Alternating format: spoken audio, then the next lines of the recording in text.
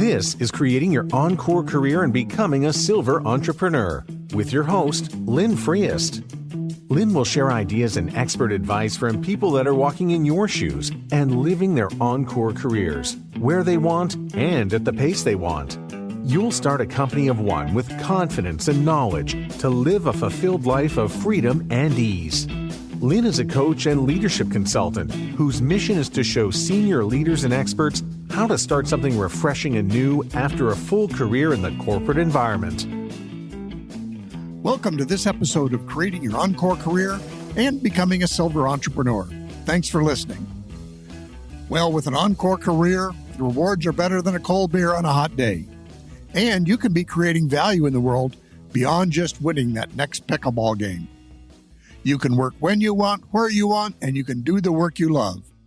You can live your dream. If you're ready to get started today, please contact me at lynn@lynnfreest.com. This is episode 186, and it's a conversation with Robert Fukui. He and his wife, Kaylee, wrote the book Tandem, The Married Entrepreneur's Guide. I met Robert and Kaylee last fall at an entrepreneurial development conference. We had a great time getting to know one another and hearing more about their work. So today we're going to talk with Robert about their book, The Married Entrepreneur's Guide for Greater Work-Life Balance. They lay out many of the solutions to work-life balance, and it's how to succeed in marriage and business at the same time. As a married entrepreneur, counterbalancing your marriage with your business can feel awkward and out of step. But it's kind of like riding a tandem bike. Teamwork and constant communication are required. So we'll be talking about a few things. Some of the things just about business, too. How margin is a key financial factor for entrepreneurs. How you need to be intentional in sharing with your spouse and your communications. Remembering why you want work-life balance, which is hard to find sometimes as you start a new journey. And then finally, thinking about your zone of genius. Robert Fukui, and I did pronounce that correctly, didn't I? You did very well, Lynn. Good job. Thank you. It's great to have you on the podcast. And I met Robert and his wife, Kaylee, at a mastermind group where we had a great time learning about each other and the work we do. But Robert and his wife have a whole business, but also a very interesting book, The Married Entrepreneur's Guide for Greater Work-Life Balance. And the book's name is Tandem. But to start with, Robert, you and your wife have currently been doing some interesting stuff in your joint life as entrepreneurs. Maybe you could just give us a quick recap of it. Quick recap. Yeah, it is interesting. Doing what we're doing now, helping married entrepreneurs create greater work-life balance, that's something we fell into. My majority of my career has been in Fortune 500 in marketing and sales. I worked for Coca-Cola and two big pharmaceutical companies. And then about 6 years ago, started doing consulting on my own. I was just what this podcast is all about, transition in that encore career. And when I was in my mid-40s, or probably early mid-40s, starting to think about what do I want to do for the rest of my life? What do I want to be when I grow up? Basically. And started dabbling in consulting. Mainly, really what it was what I thought looked at as paid market research. Because I kind of had a feeling I want to start a business, but I didn't know what it would be. Mm-hmm. And so because I didn't know, I figured, well, my background's in marketing, so I figured I'll just do some consulting on the side and help a variety of different businesses and different industries. And maybe I'll find a business I want to do. Mm-hmm. And so that was how I started. I ended up, I really liked it. I really enjoyed the consulting aspect of it. And so I decided to do that full time. And then 6 years ago, I left Bristol Myers Squibb and to do this full time. And along the way, what I noticed was that the average small business owner was working really hard, harder than they needed to, basically, because the average business owner just they have a craft or they have a certain skill and they start charging money for it and they learn as they go. And because of that, there's just a lot of built-in inefficiencies as the years go along and as the business grows. And so when they hire me for marketing, and I look at them, I was like, that's not your issue. That's not your major issue. That's part of it, but that's not the major issue. You're working a lot harder. So you're working harder, not smarter. We've heard the phrase, but the problem with understanding the phrase of working smarter, not harder, is we don't know how to work smarter because we don't know what we don't know. Like I said, the average business owner just starts it and they have no formal background in it, no formal training and all that. And so inevitably you're going to make mistakes because you're just doing what you know how to do. And so what happened was, as you get to know the business owner, they started talking about their personal life, and majority of business owners are married. I think Kauffman Foundation says 70% of business owners are married. So inevitably the conversation would get into their personal life and then their marriage, and naturally start coaching them a little bit on communication and conflict resolution. And then one client after another was the same kind of conversation would keep popping up. And so I saw the trend, or I saw the connection that, hey, because they're working so hard in the business, it's really overtaking their personal life. And so I looked at my wife and said, hey, I think there's something here. So let's try something out. Let's get a pilot group of married entrepreneurs and pilot out something to see how we can help them on both ends, see how they can win in marriage and business at the same time. And it worked really great, got some great feedback. And so we decided to focus on that full time. And so that's been about 4 years. And so we've been, over the last 4 years, that's what our consulting practices focus on, is really focusing on helping the married entrepreneur do better. And majority of the clients, they actually are husband-wife teams as well. So we help with team dynamics, both in and out of the bedroom, and the bedroom and the boardroom, I guess you can say. And then this idea of writing this book over a year ago came up. And so we wrote a book, published it in September of last year. And have now just been busy promoting it and pushing it out there and using the book as additional material for our clients. Yeah. That sounds great. You identified just quickly some of the key problems, certainly, that my wife and I have experienced. And so I'm just curious, what are some of the first things you have found as far as the working harder, not smarter, that you can help them with? What have we found? What are the common mistakes in that area? Common mistakes. When it comes to marketing and sales, they work on the concept of volume. The more volume of sales we have, then it'll cure our business problems, specifically the bottom line. So usually the majority of small business owners, the majority of businesses, their net profit margin's about 7%. That's across all industries, all sizes. And that's typically not adequate enough to be able to effectively reinvest into your business appropriately, like hiring new help. For example, upgrading hardware and software and those kind of things that will continue to make the business a little bit more efficient. And so their profit margins, number one, are low. And so what happens is they just figure, they have the mindset, if I just sell more, the bottom line is going to get taken care of. That's actually not the case. And if you really want to know more, they can ask more. But there's a whole gross profit and net profit margin issue that they need to fix. So part of it is, the most common thing is they're just not priced high enough. Basically, that's a common issue. And because of that, and there's a lot of reasons why they don't do that. I'm new in the industry. I don't have a big brand. I don't have the expertise as the big guys or whatever. And so what happens is they'll keep their price a little bit lower to try and get customers. And they just figure, as long as I get enough customers, then the bottom line will get taken care of. Mm-hmm. But that's actually not the case in most cases. It actually causes you to work harder. You have to sell more volume to make the same amount of profit as if you just price yourself effectively from the beginning. And as you grow, so does the stress level and the additional resources you need to support the growth, right? So expenses are automatically increased as your volume grows, which means you never really outpace profit, right? Your low sales is never able to outpace the low profit margin. And so you'll never get the adequate profit margins you need. And so that's where you get into the cycle of just more sales. And you might be growing revenue wise, but your bottom line doesn't grow, which means you're just more stressed. And so that's the most common mistake really is around pricing and margin. And that causes them to work harder. Yeah, and I could see that. That would be the obvious thing that I would think of, that, just more customers is going to be helpful. But I know I have other people that you and I have both talked to have said it's just as hard to serve 100 customers as it is to serve one. The one will pay you a lot more than 100 of them. Sometimes it's a higher price customer will actually be easier to work with sometimes. Yeah, especially in the service-based business. Yeah, absolutely. They're less work. And so what happens is when you're charging less, now you have more problem customers. Right? Because you have to work on more volume. So you have more problems versus just having, even if it was just one problem customer, but at least if they're paying, it's making it worth the while. And you'll have to deal with one as opposed to 10, right? And sometimes you have coaches and consultants, they'll ask me, so how do I get rid of these problem clients? I said, raise your price. Mm-hmm. Raise the price to where it makes it worth your while if they stay.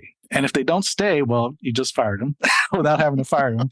But if they stay, you price yourself and it's worth your while. You price yourself at a rate that makes it worth the while. We both know Mike Kim, who has this concept of you price it based on your the cost of driving for an hour in miserable traffic.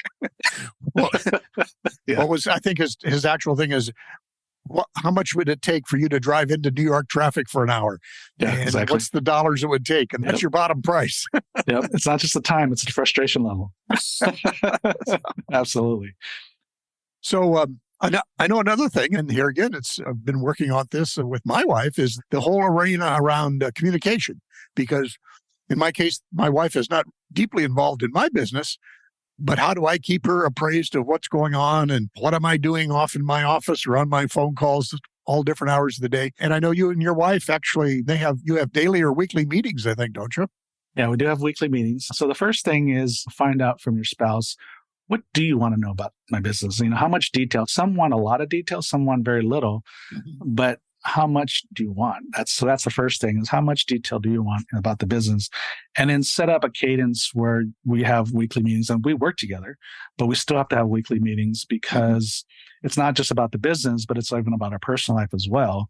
It's just staying on pace and staying on the same page. And it's a dedicated time where we know when we're focused on this is the time we talk about whatever. This is the time to catch up and make sure we're on the same page and we stay on the same page. And otherwise, when you don't have those regular meetings, that scheduled meetings, you're like two ships passing in the night and you're throwing words and phrases at each other.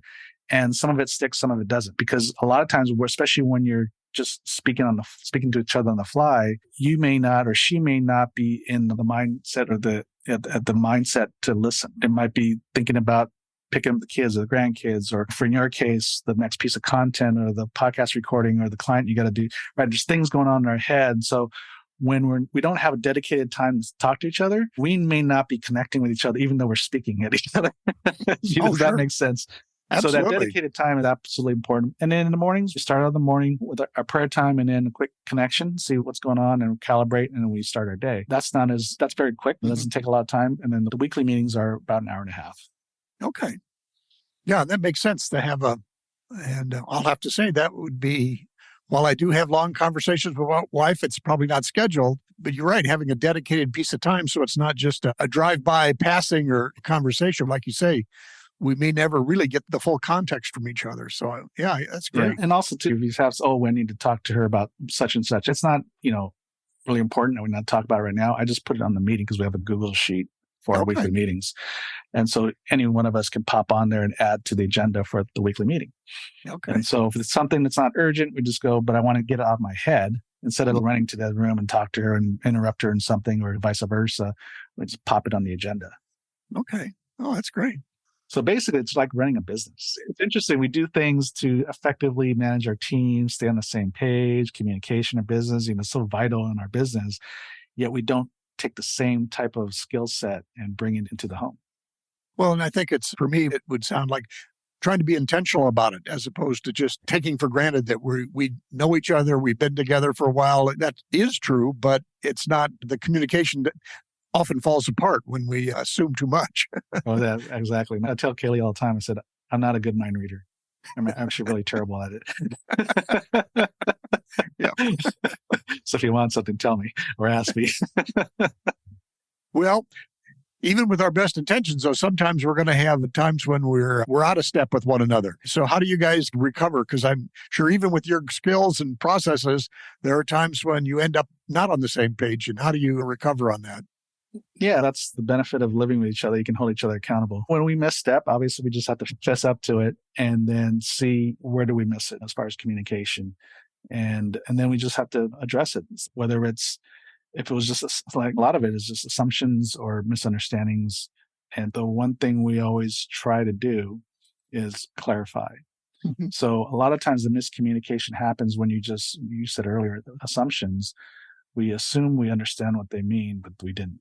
And then that's where we go off on a wrong path and then things go wrong. And so first is, fessing up that we made a mistake, but then figure out, okay, where did we go wrong? And then okay, well, next time, how do I need to clarify this? And so it's an ongoing process of learning each other. So we've been married 17 years, and I know couples that have been married 20, 30 years and still learning each other. Mhm. So I think it's always about the ongoing process of learning from each other and learning how to communicate better.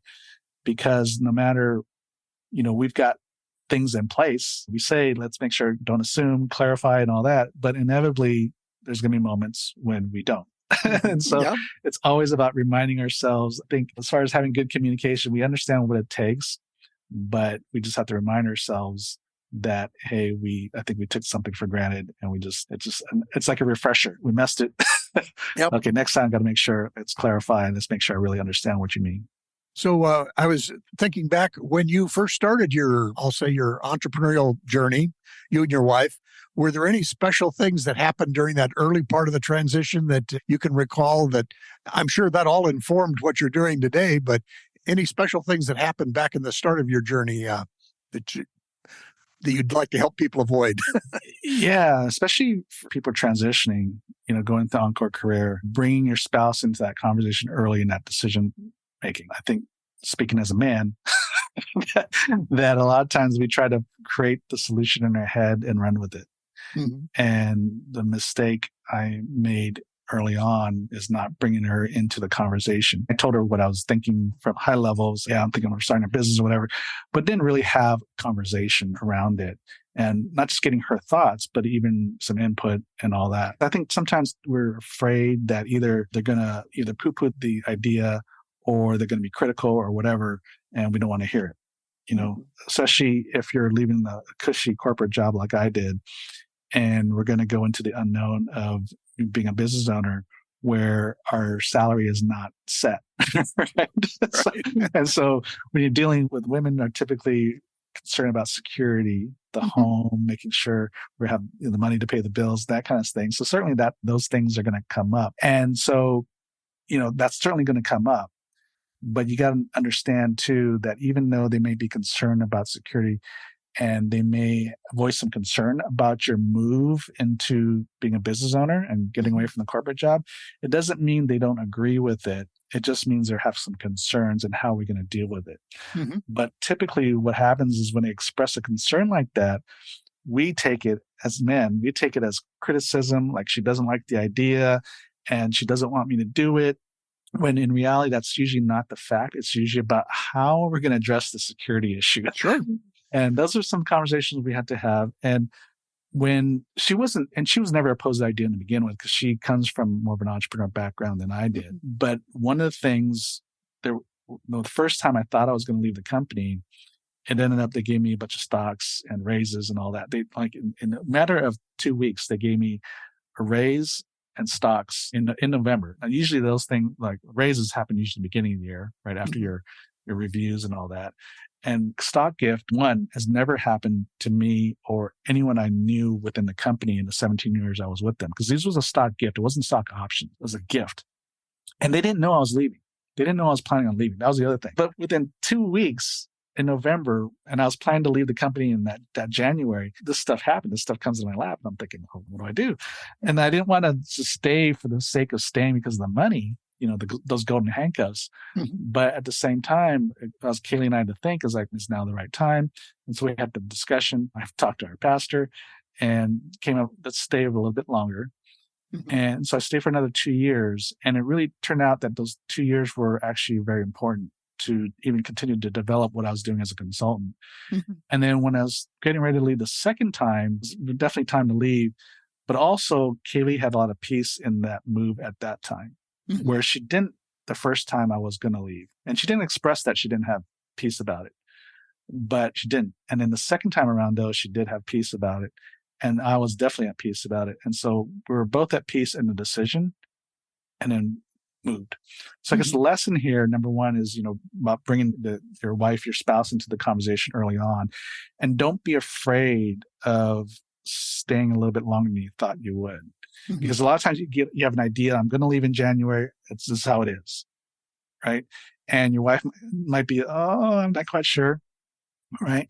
And they may not be saying, I don't want you to leave ever. It might just be for now. Mhm. And then you never know. Like for me, those 2 years, looking back, those 2 years actually were important for the development of me as a consultant. And I was still developing my book of business along the way. I was doing consulting on the side. So it's not like I wasn't consulting anyway. But then the second time around, when she had peace about it, and we both had peace about it, that was definitely important, and that definitely was the right thing to do. And so definitely bring your spouse into the conversation. Listen, don't be afraid when they're not at peace about the decision, because I think it's very important for the both of you to be at peace in a decision you make, because it is a big decision, right? It impacts both of you. So your spouse definitely needs to be part of the conversation. Okay. As you mentioned, sometimes there's the security issue. I was just thinking, in your business, how do you and Kaylee think about there's going to be ups and downs in our income, and how do you manage that, I'll say, psychologically at least? Yeah, like any business, regardless of what kind of business you have, 3 to 6 months of operating expenses should be in reserves. Basically, right off the bat. And if you're a Dave Ramsey fan, like we are, and he talks about that too, right on your side, but even on the business side. So having that cushion, that's 3 to 6 months of operating expenses on the side, definitely helps you mentally and emotionally as you move forward. And so, of course, when things are going really good, you keep replenishing, because sometimes you might have to tap into it, like we've had over the 6 years. But then when things are good, you just replenish it, right? And as long as that reserve is there, then it doesn't become an issue anymore. Okay. So have the reserves. And so when I left the company, we had reserves, and we did very well in my corporate career. So we had the reserves we needed, and we're fine. Yeah. And again, people I'm reaching out to, the Encore Careers, they often have retirements or 401ks or different things like that are available to them. But I could see where if you have 6 months worth of reserves, most of the time you can see, hey, we can turn it around. Whatever's going on here, there'll be a chance to turn it around in, say, 6 months. Yeah, especially because, hopefully it's never a situation where you have 0 clients. Right. Over 6 months, it might go down a little bit, but at least you have some income coming in. So it's not like you have to tap into those 6 months reserves and it's only going to last 6 months. The 6 months reserves is assuming you've got $0 coming in the bank, right? That covers 6 months of operating expenses. So, those 6 months of reserves really could last you a couple of years if things were like a little low for a while. It just depends how severe it is. But, hopefully no market usually stays that low that long, and you find a solution for the 6 months anyway.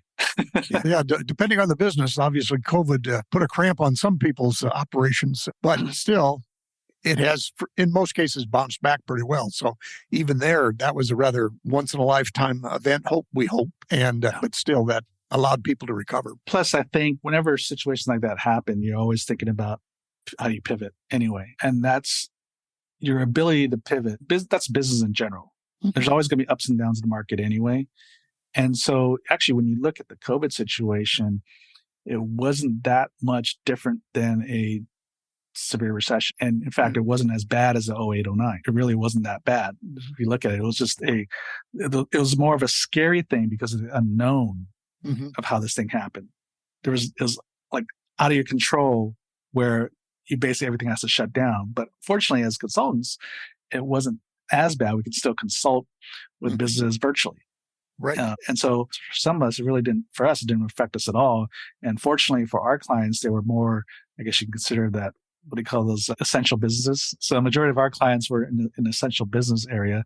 And so they didn't really get affected. And in fact, a lot of them actually really thrived during those periods. As a coach or consultant, you just might have to pivot a little bit to different types of market or type of customers or clients during that period. But there's always a solution, even when you hit that down period. It's all about that ability to bounce back and to be able to pivot and not let fear get in the way of going, oh, we got to shut down. I just got to stop.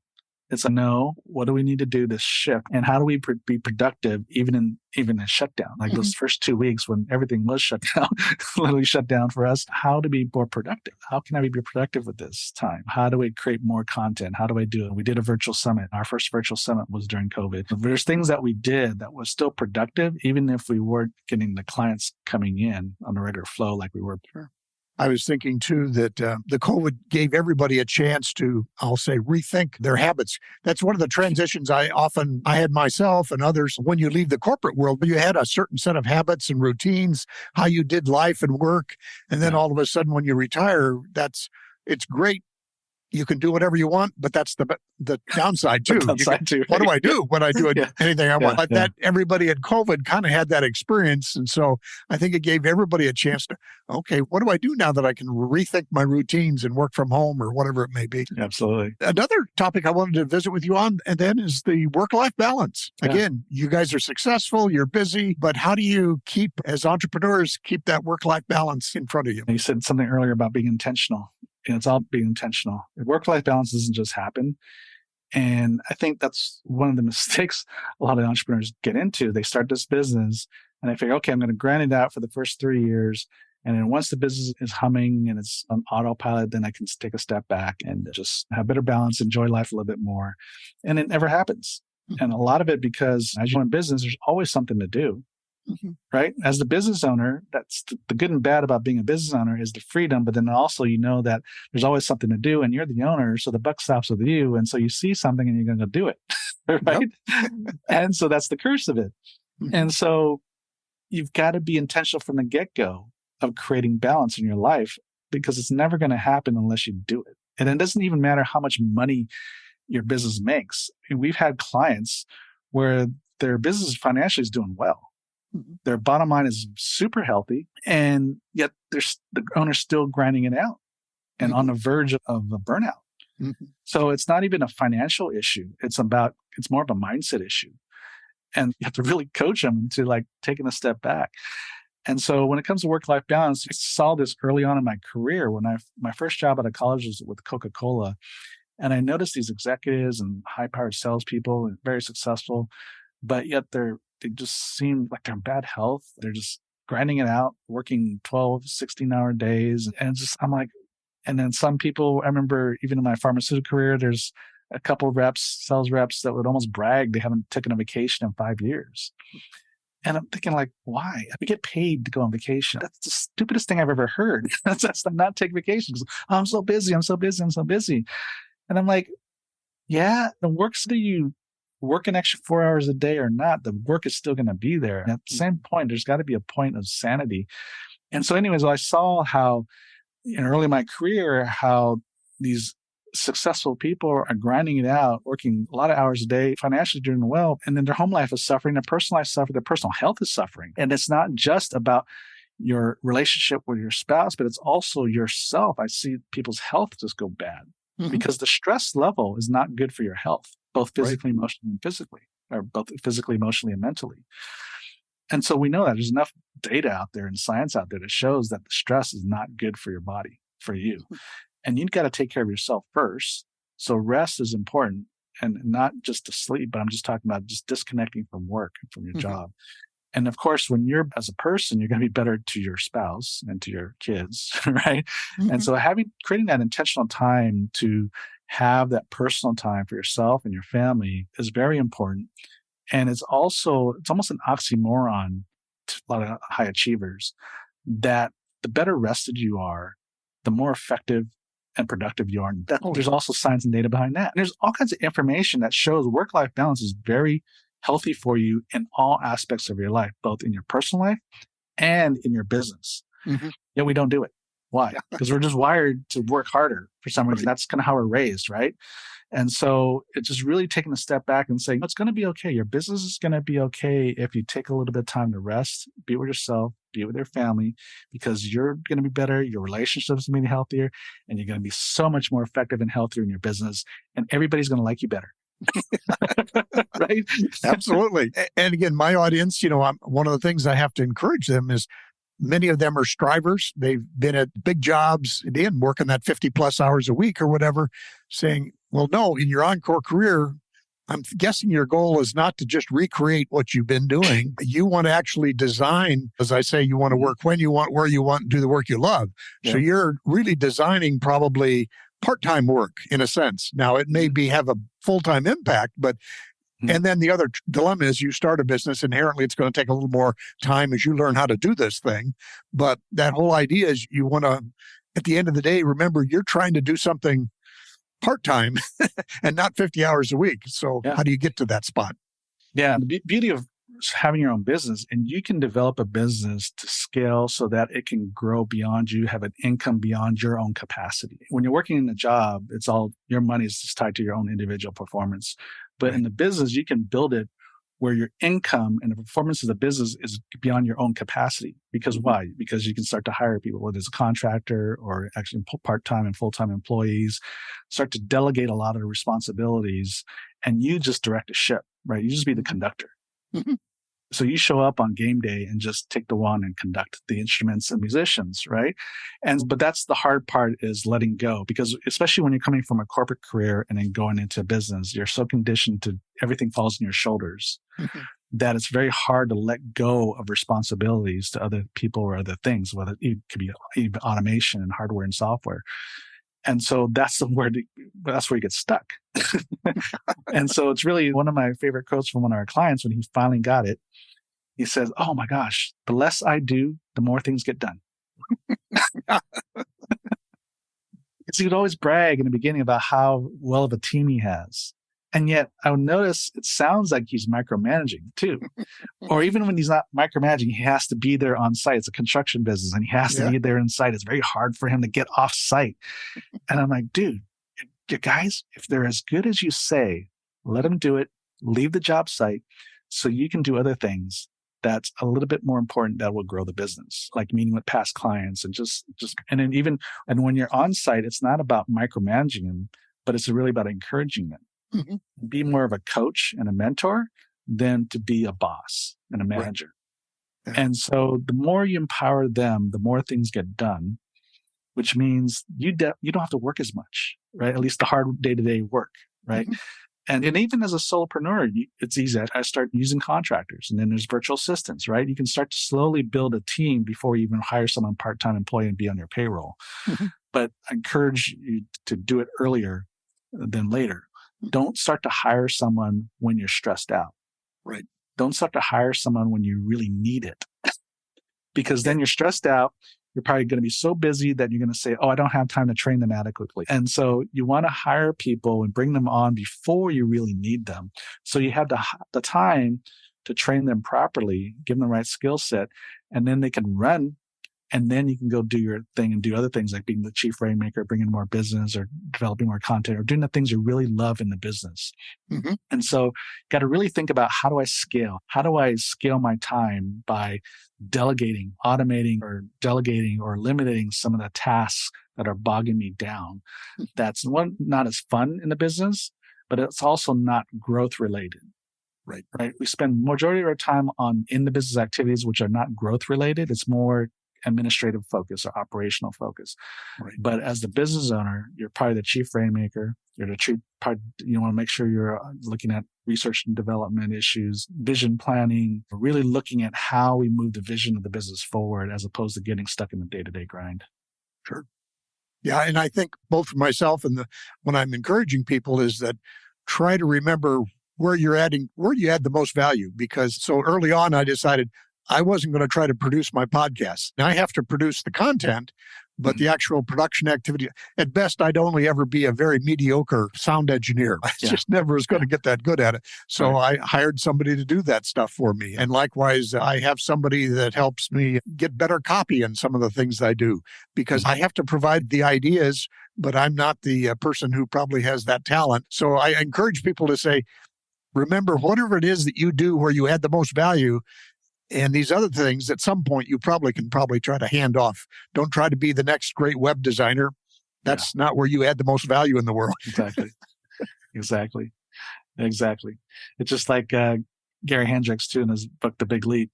Where's your zone of genius? Where is it that you're excellent? What skill set or what tasks are you really excellent at? But it also makes you come up, right? And when you're operating the majority of the time in your zone of genius, and your business is going to thrive. And then the rest of the stuff, you got to figure out how to automate, delegate, or eliminate. Yeah. And some of that in today's world, it's great because it's easier than ever. You can get people do part-time tasks and a wide variety of tasks. And you don't have to hire 25 sets of skills. You just get people for hours here and there that are happy to work with you on those. So it's just easier than ever before to to get those extra skills that you don't necessarily have. Yep. It's a big, bold virtual world out there. Any other final thoughts, I guess, here, Robert, that you could share with the audience? And we'll show your contact information about the book Tandem, those kinds of things. Other thoughts as to what you're doing next and how people might work with you. Yeah, it's one thought. I think wherever, business is going to be a major asset in your life, right? In your personal portfolio. And so definitely get help, right? In different aspects of your business. Don't try to do it all on your own. As I shared earlier, is that when I stepped into these businesses, they think they needed marketing and more sales when it was actually something else.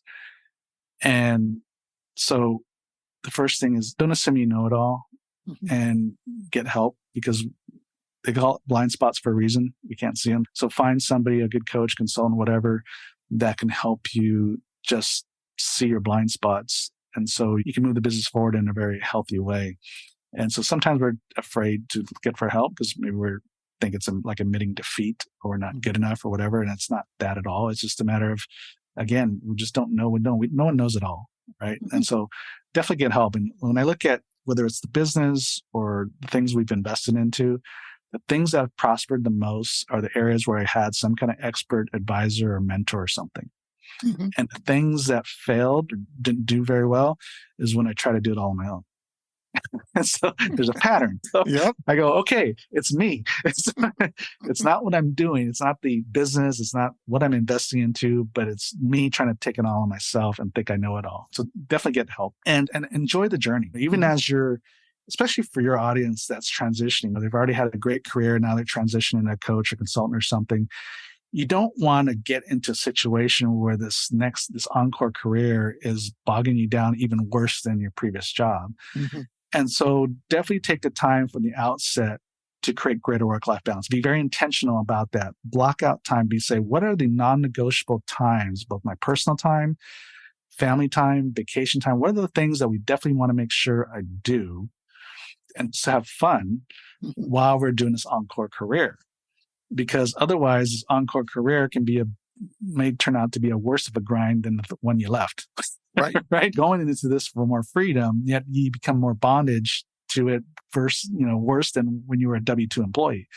So you definitely want to make sure you structure that. Because I started falling that same trap myself when I was transitioning. I was grinding it out because I thought that was the thing to do.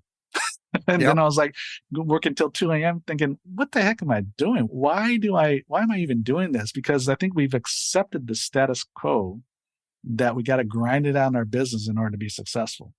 And so I guess another piece of advice is don't accept the status quo thinking. There's always a better way to do something. And so as you're doing it, always take pause, whether it's monthly, quarterly, yearly. How do I do this better? How do I do this better so I can enjoy my encore career so it's not a grind? Because you definitely want to enjoy the journey, because you may not enjoy the destination. Because we have these goals and vision, right, for the future, for our business and all that. And we may get there and go, it's not as great as I thought. Is this it? And so definitely you want to take the time to enjoy the journey. So that's why work-life balance is so important, because you want to take the time to enjoy the journey as you go along. And so, that'd be my last take home.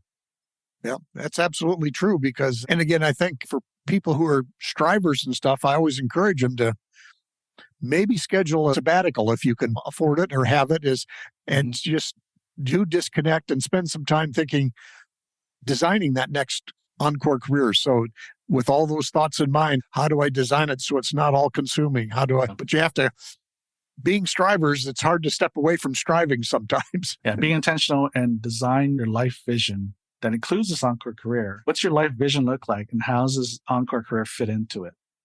As opposed to the other way around, where you start this encore career and now your life has to fit into it. That's usually how it works out. So being proactive about that in the beginning, because you can start, especially as consultants and coach and all that, unless you have a brick and mortar business, you can do business anywhere, which means you can travel and work at the same time.